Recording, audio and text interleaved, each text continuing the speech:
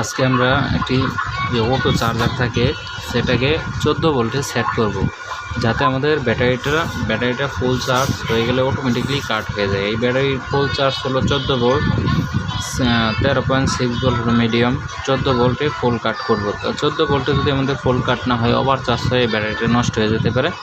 তো আমরা 14 ভোল্টে সেট করব। তো আমরা মিটারটি প্রথমে 20 ভোল্টে সেট করলাম। সেট করার পর মিটারটিকে ব্যাটারির উপর রাখলাম। এটা হলো আমাদের এই আইপিএসের মেইন এসি কর্ড। এটাকে আমরা পাওয়ারের সংযোগ দিলাম। এখন আমরা সুইচটিকে অন করলাম। অন করার সাথে সাথে দেখেন আমাদের 2টি এলইডি জ্বলে আছে, তার মানে আমাদের ব্যাটারিটা ফুল আছে। তো আমরা দেখব এখন ফুল কততে ব্যাটারিটা ফুল সেট করা আছে। আমাদের এখানে 13.8 আছে, তার মানে আমাদের ফুল কাট